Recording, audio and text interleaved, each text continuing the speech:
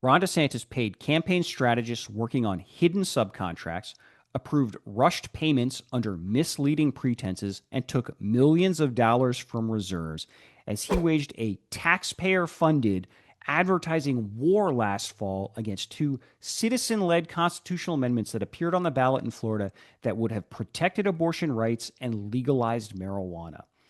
Altogether, we now estimate that DeSantis, his then chief of staff and now attorney general of Florida, James Uthmeyer, and their staffs spent between $35 and $40 million of public money on this unprecedented, publicly subsidized advertising campaign in which they filled the state's airwaves with these bogus public service announcements that were actually thinly disguised campaign attack ads meant to undermine support for a pair of petition drives that were backed by literally millions of Floridians.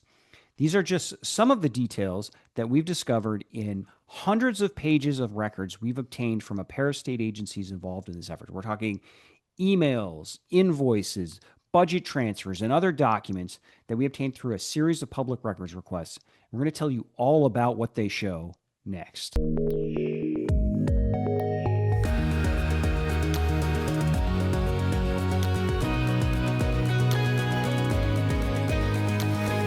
Hello, and welcome to Seeking Rents, the podcast. I'm your host, Jason Garcia. I am the publisher of Seeking Rents, which is a newsletter in Florida about state politics, but with a particular emphasis on the ways that big businesses and other special interests influence public policy in this state. That name, Seeking Rents, comes from a term in economics called rent seeking. And rent seeking is what's happening when someone with lots of wealth and influence, like a big business or a billionaire, uses their wealth and influence to get laws changed in their favor in a way that allows them to capture even more wealth and influence for themselves, usually at the expense of someone else. So it's been a couple of weeks since we posted a show here, and that is in large part because I've been pretty much consumed for the last few weeks trying to finish up a long, in-depth story we just published on the newsletter about Florida Governor Ron DeSantis' unprecedented taxpayer-funded campaign last year against a pair of citizen-led constitutional amendments that appeared on the ballot during the 2024 elections in Florida. One that would have legalized recreational marijuana and another that would have overturned a near total ban on abortion in Florida.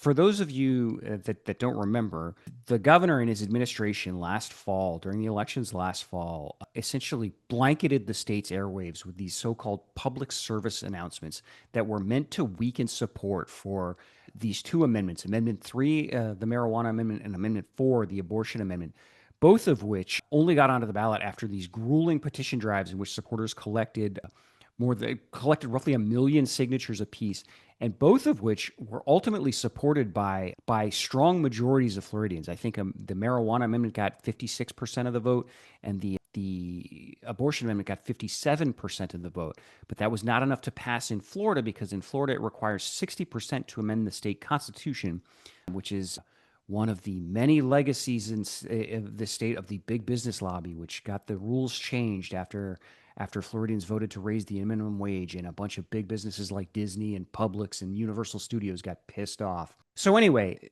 Florida has never seen anything like this. Millions of dollars of taxpayer money spent on what were essentially political campaigns to support the governor's political position. To my knowledge, there's never been anything like this anywhere in the country. And, we wrote a lot about it at the time, but I have spent an awfully long time since then trying to pull public records to understand a number of questions about this. The most obvious ones was how much exactly was spent and where did this money come from? Because I tell you what, the Florida legislature did not budget money for Ron DeSantis to spend on political ads against ballot measures supported by a majority of Florida voters.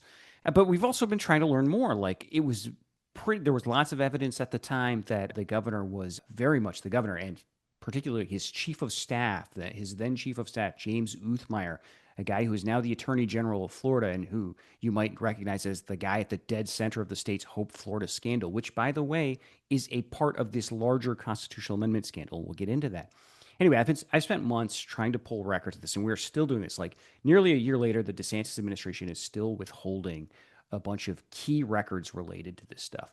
But I did last month get a number of records out of two of the five state agencies that published that aired advertisements against these two amendments: the Florida Department of Transportation and the Agency for Healthcare Administration, which oversees the state's Medicaid program. And both these records revealed a whole bunch of new details about this campaign, among other things. And we're going to go into this in far more depth in the over the course of this. But among other things, these records showed that Ron DeSantis was paying campaign consultants with taxpayer money who are working on hidden subcontracts.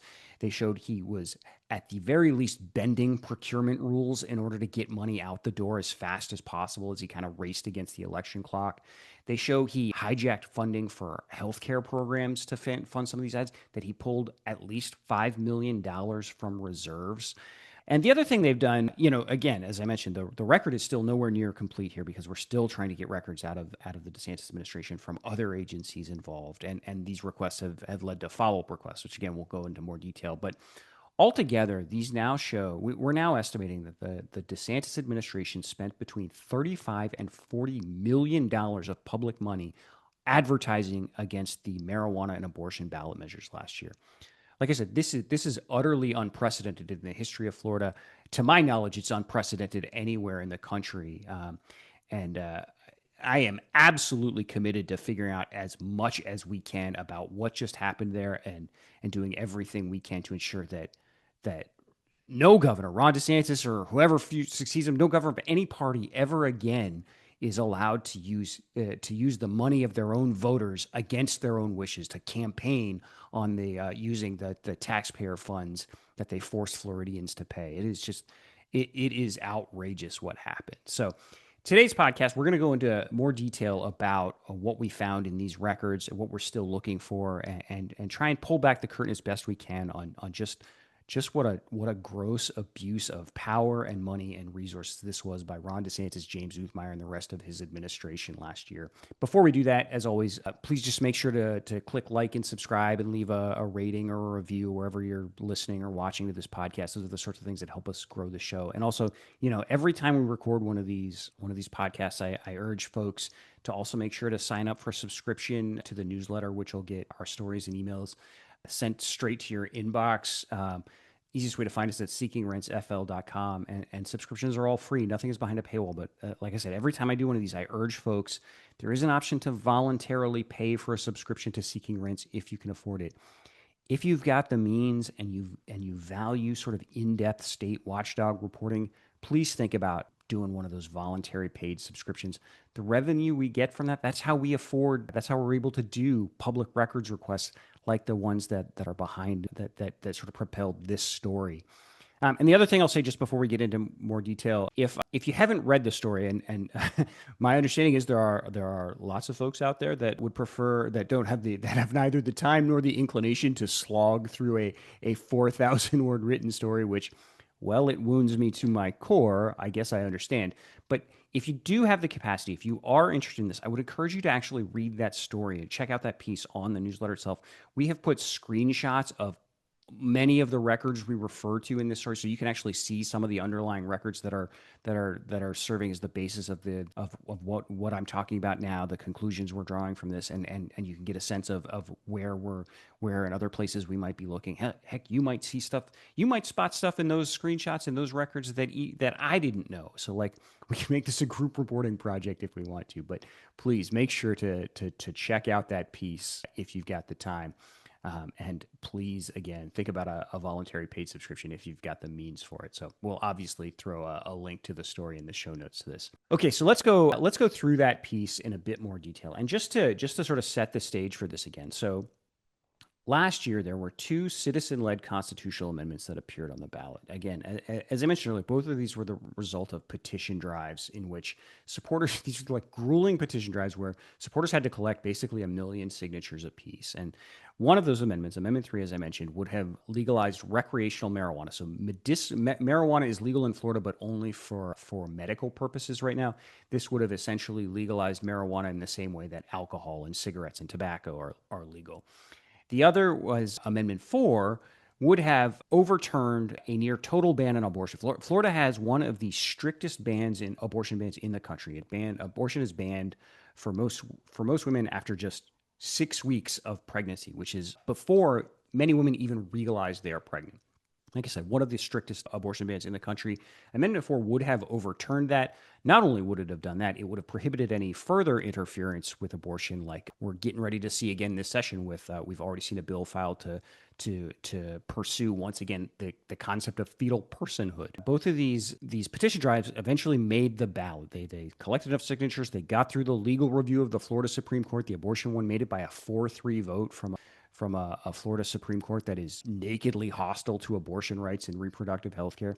They got to the ballot, went through all these hoops, and then the DeSantis administration went to war against them using the power and resources of state government. And the reason for this, by the way, was Ron DeSantis. If you listen to him talk about this stuff, he frames it in these and James Uthmeyer does the same thing. They frame it in these like moral terms that they were doing, they were going to war over their principles. This was a nakedly personal political thing. You have to remember, in the fall of 2024, Ron DeSantis was desperate. His political career was in danger of being over. This was a guy who was once seen as the next leader of the Republican Party, and he'd blown it all by running against by challenging Donald Trump in the Republican presidential primary and being absolutely humiliated. Remember putting fingers? You remember telling a kid who's having an icy that like he's eating too many calories, all this sort of stuff. Donald Trump just absolutely humiliated him in this primary. And in doing so, Ron DeSantis angered a whole bunch of Republican base voters. He turned off a bunch of donors because he ran so hard to the right, trying to sort of out MAGA, the guy who invented MAGA.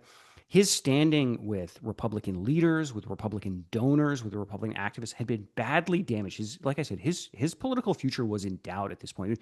All of the stuff we saw last year where the Florida legislature suddenly found a spine in many ways and stood up to Ron DeSantis, that was a result of his weakened standing by the fact that he'd challenged Donald Trump and failed so miserably at it.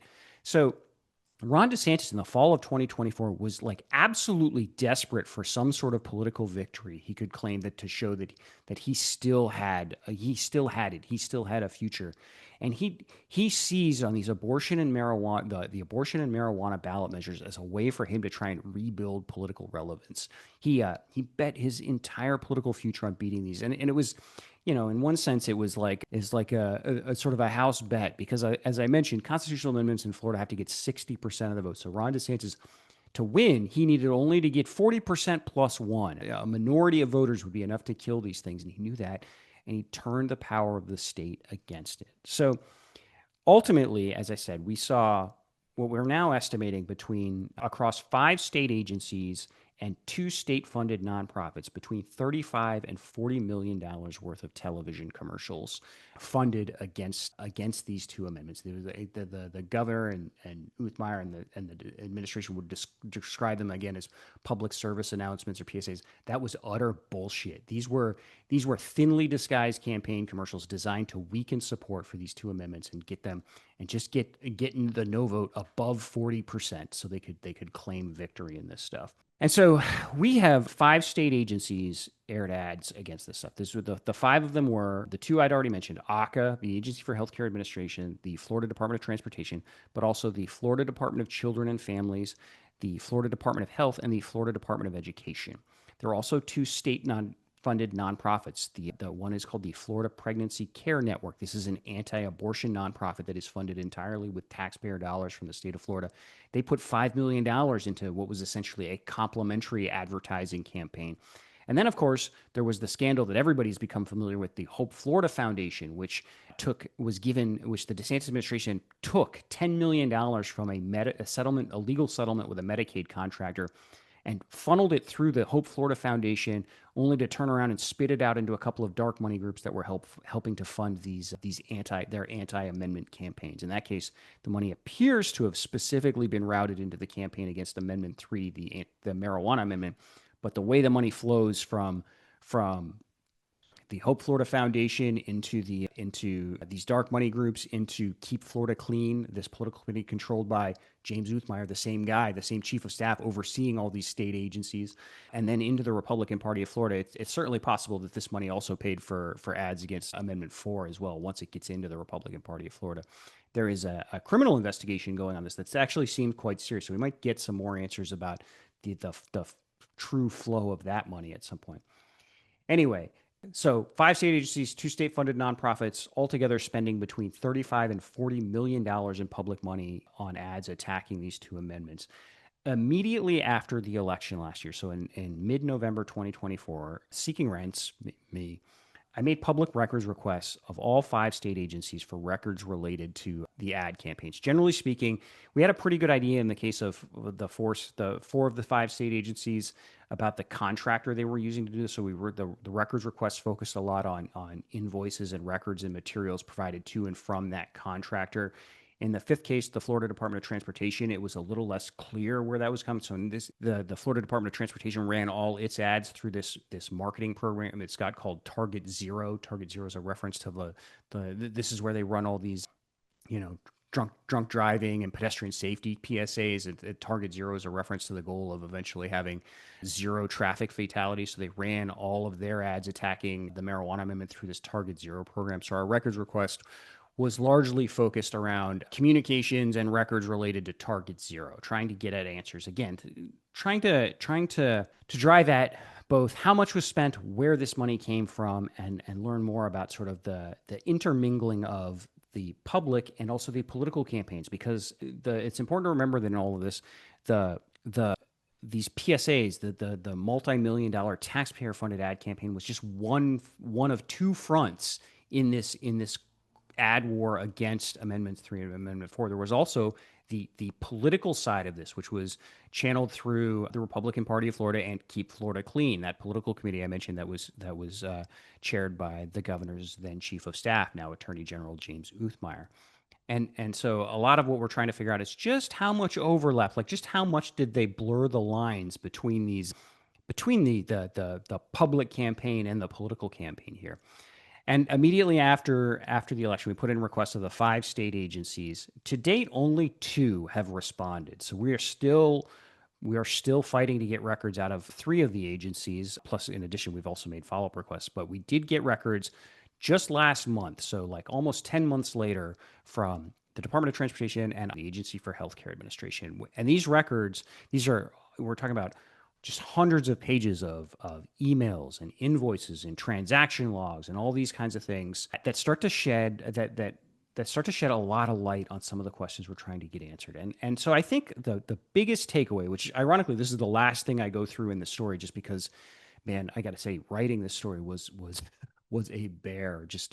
There's so much foundation you have to lay because it's obviously such a complicated story. I think I'm still right now, by the way, just in setup, right? Narratively, this sort of worked the best, I thought, as I was writing it at the end. But it is, I think, the most important stuff is that I mentioned one of the things we're trying to figure out is just how much they blurred the lines between the public and political campaigns against these 2 amendments. Well, the answer to that, it turns out, is a lot. So one of the things we learned is that the state agencies, or at least the records we got from ACA specifically, show this. They were doing this advertising through a small, technically, like all you could see publicly, they were doing it through this small marketing firm in Tallahassee, a firm called Strategic Digital Services. But the invoice and related records we got out of there showed that a lot of this money was getting passed on to hidden subcontractors. In one case, there was a 1.5, just over $1.15 million television ad buy. And the invoice for that came from Strategic Digital Services. But the records turned in with it showed that essentially all of that money, all but $5,000, was to be turned over to a subcontractor who had actually done the advertising production and media purchasing. Now, in the invoice records, that company is identified as a company called Total Video Placements. But if you start to do some digging into just who Total Video Placements is, you learn it appears this is based on corporate records in Ohio plus FCC filings in Washington and FEC, Federal Communications Commission, and Federal Elections Commission filings in D.C. It appears to be controlled by a much larger ad firm called FlexPoint Media. And FlexPoint is the exact same firm that the political side of this campaign was using. The Republican Party of Florida and Keep Florida Clean were both using FlexPoint as well. And so, again, I would encourage you to read through the story so you can see you'll see the actual records. You'll find links to other records there. But when I say Total Video Placements appears to be controlled by FlexPoint Media, I mean the records linking the 2 of these companies are extensive. So For example, it turns out Total Video Placements uses the same post office box in New Albany, Ohio as FlexPoint Media. Total Video Placements uses the same phone number as at least two other entities that FlexPoint set up under fictitious names. There is even a campaign finance report. I believe this was filed by a Republican running for Congress recently in Tennessee, in which they identified Total Video Placements as a part of FlexPoint. This is at minimum, it's a FlexPoint affiliate. It appears to be an entity that FlexPoint set up, presumably under a fictitious name. Although, again, we're still pursuing more records to pin this stuff down definitively.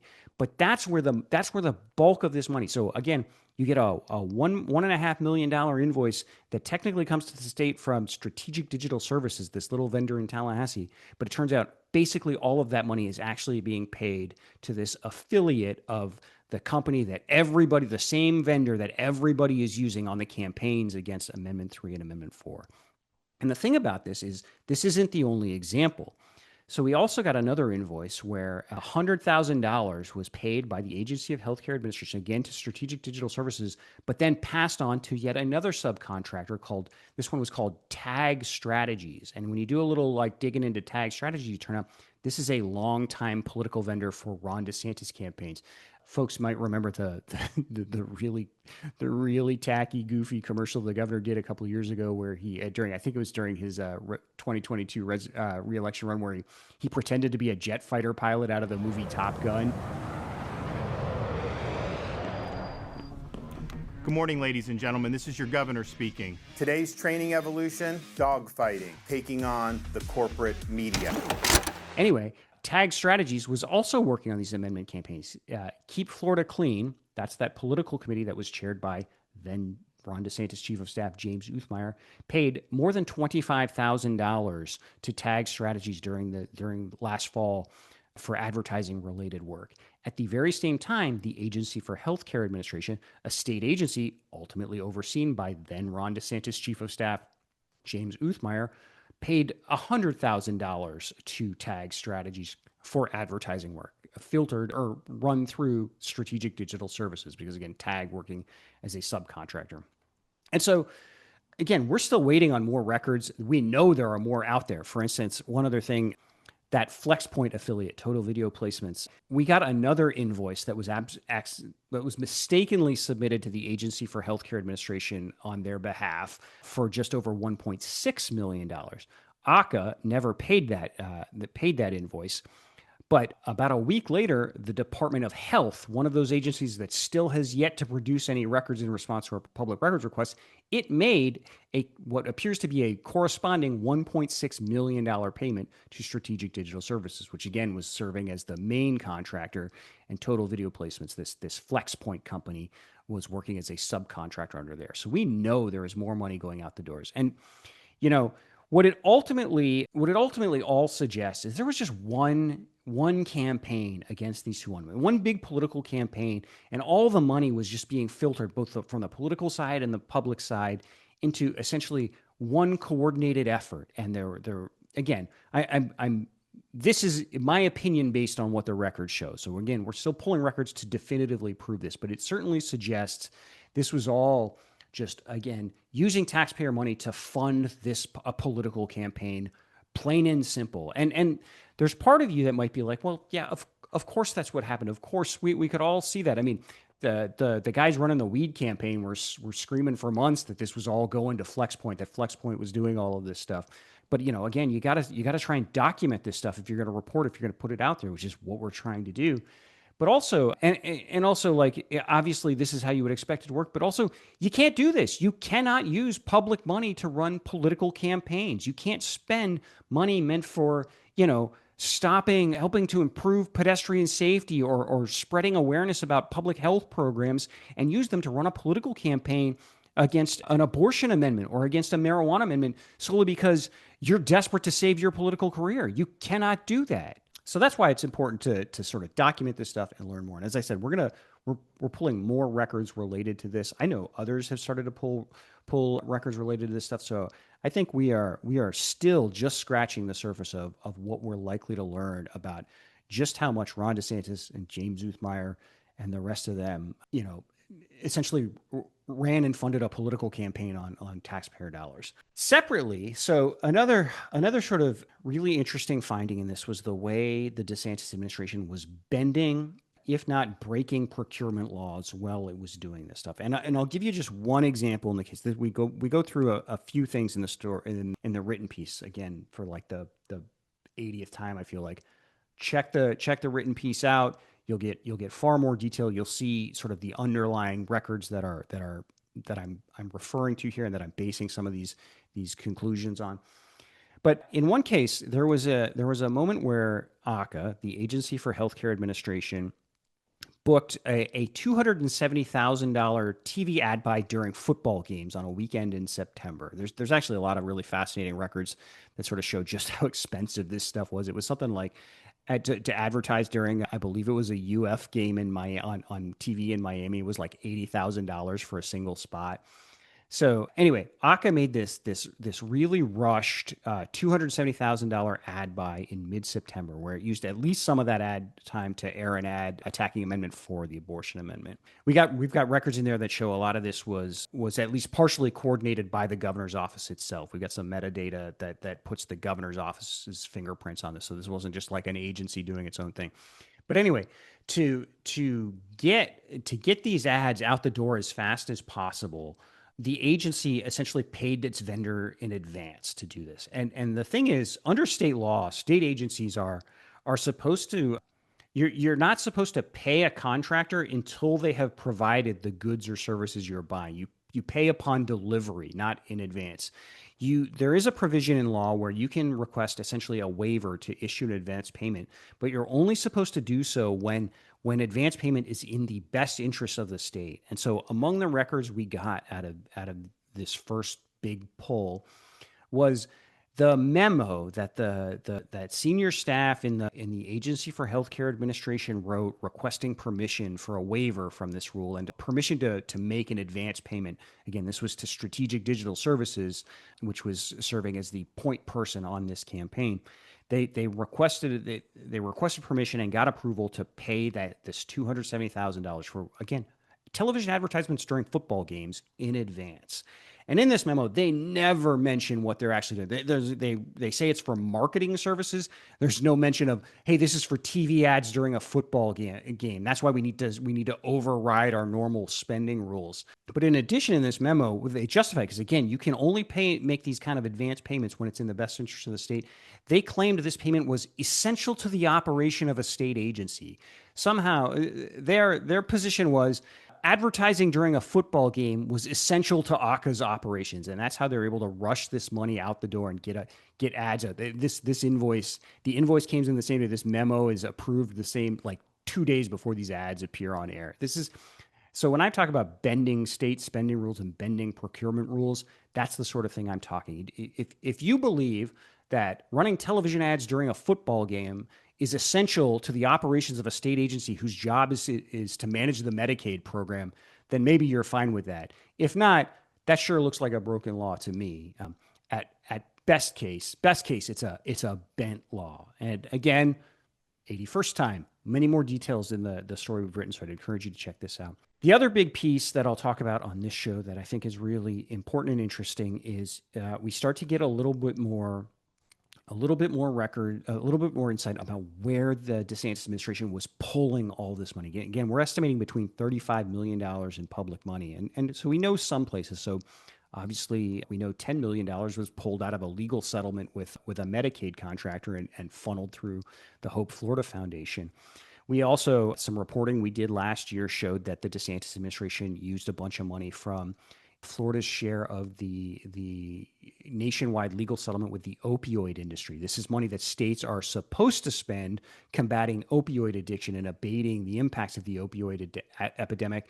The DeSantis administration used some amount of that money to help pay for these ads attacking Amendment 3 and Amendment 4. The records we got, these new records show another place where the DeSantis administration seems to have pulled money is the Florida legislature last year gave the Agency for Healthcare Administration, I believe it was $1 million that was supposed to be spent promoting and building awareness about a site I think it's called floridahealthfinder.gov. And this is a site that the state has spent a lot of time, invested a lot of effort building up. It's supposed to help Floridians comparison shop for healthcare services to find the best prices for medical procedures, this sort of thing. It's like, again, I've listened to a bunch of Republican leaders talk about this initiative as like one of the ways they are trying to bring healthcare costs down. Because, the one thing Florida Republicans won't do is expand Medicaid or provide actual health insurance to more people.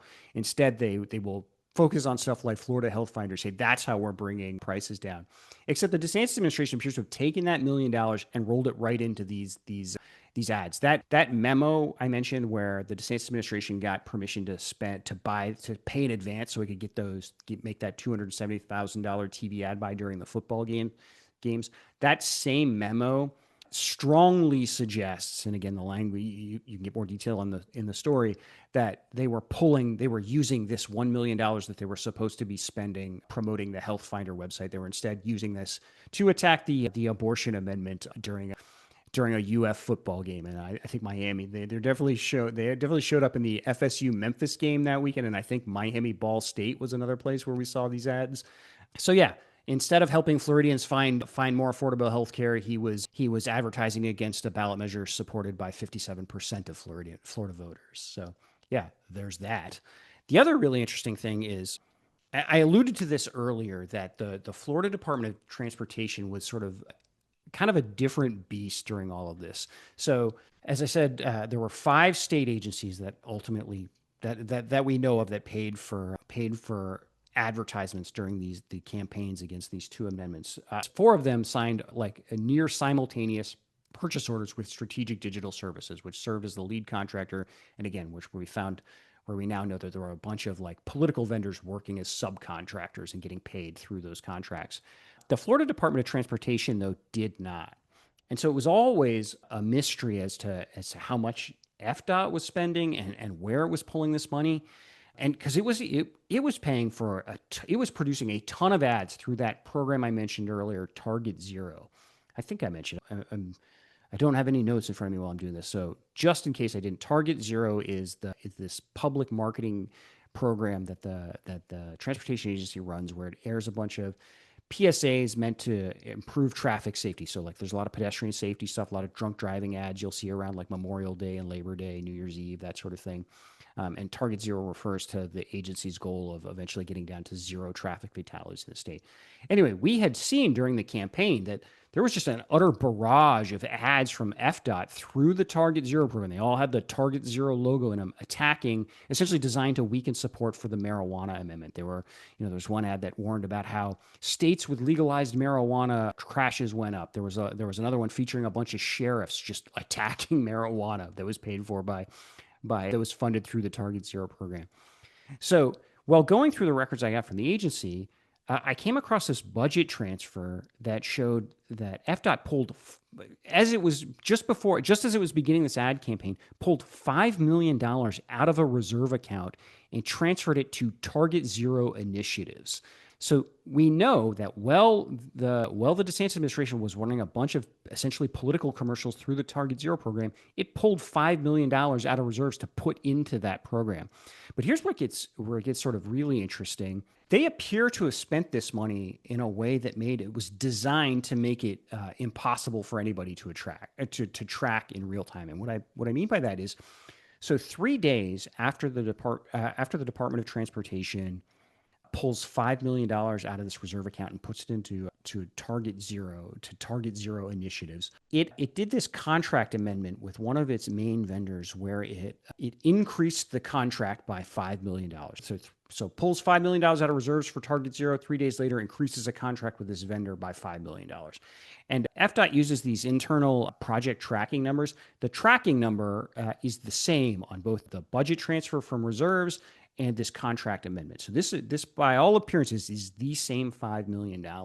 But this vendor wasn't one of its ad agencies. So like FDOT, because it does all these advertising, it does drunk driving PSAs, it does pedestrian safety PSAs, it has a bunch of ad agencies on contract. But this $5 million went to an engineering firm, RS&H. I think it stands for Reynolds Smith and Hills or Reynolds Smith and Hill, but RS&H is what it goes by now. And it holds this kind of open-ended general engineering consulting contract with FDOT. So they put the money into that contract. And what we also learned in these emails is FDOT was using RS&H to coordinate this advertising campaign. So the records we got back included some emails in which there is a reference to an RS&H employee sort of providing video files to, in that case, it was the Florida Association of Broadcasters, which was helping get some of FDOT's early ads onto the air. So we have emails where they refer to an RS&H guy providing video files. So we're clearly using RS&H on this advertising program. And so, there is absolutely no way you would have known at the time that an engineering firm was where the money was going. When you're trying to figure out how much FDOT was spending, you wouldn't have. You never would have thought, without absent any other reason, to look at the money it's spending to an engineering firm on its general engineering contract. But sure enough, when you start to poke more into this, so it turns out also a few weeks after that initial $5 million transfer, FDOT made another $2.5 million increase to this contract with RS&H. That happened the exact same day that FDOT made another big TV ad buy, which we know from FCC records we were able to pull during the campaign. And when you dig into the vendor payment records, in September and October of last year, FDOT made these three unusually large payments to RS&H under this general consulting contract that totaled, again, it's in the exact number or close to exact numbers in the story, but I believe it was like $6.6 or $6.7 million. So I mentioned earlier, we're starting to do follow-up records requests. Among the things we've now requested from FDOT are all the invoices submitted to the agency by RS&H. And if this is anything like the other agencies like ACA, chances are a bunch of that money was actually getting passed on to subcontractors. We don't know that yet. Let me emphasize that we don't know that yet, but we are trying to pull those records. We're going to learn as much about this as we possibly can, like I said, to make sure it never happens again. There is a lot more in the story we posted. I won't keep going through all the details. You'll see some of the email traffic. I will say the others just sort of like broad takeaway you come away from just even the records we got just from FDOT and ACA are just how much coordination was happening all across the administration on this stuff. These weren't agencies acting in isolation at all.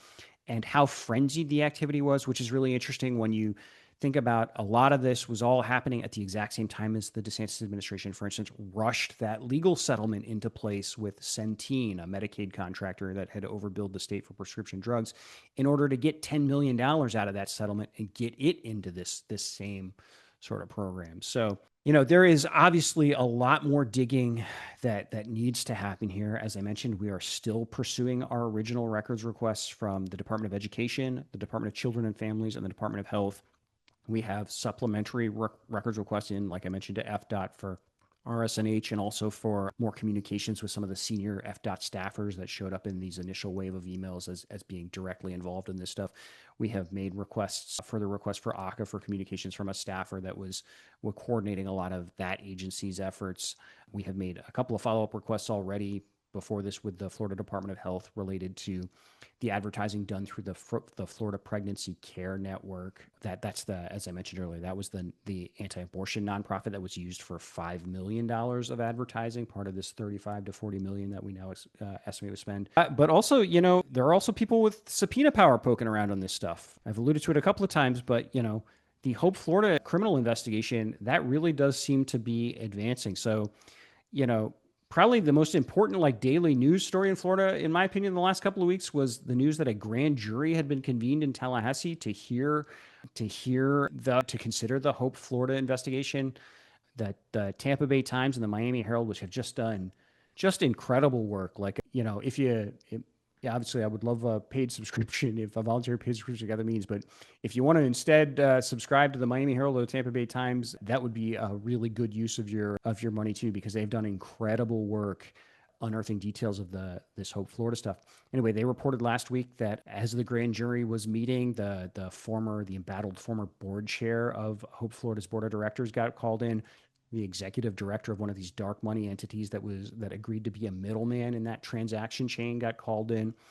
So, it's possible we're going to learn a lot more. But I do want to leave. This is the same place I ended the story.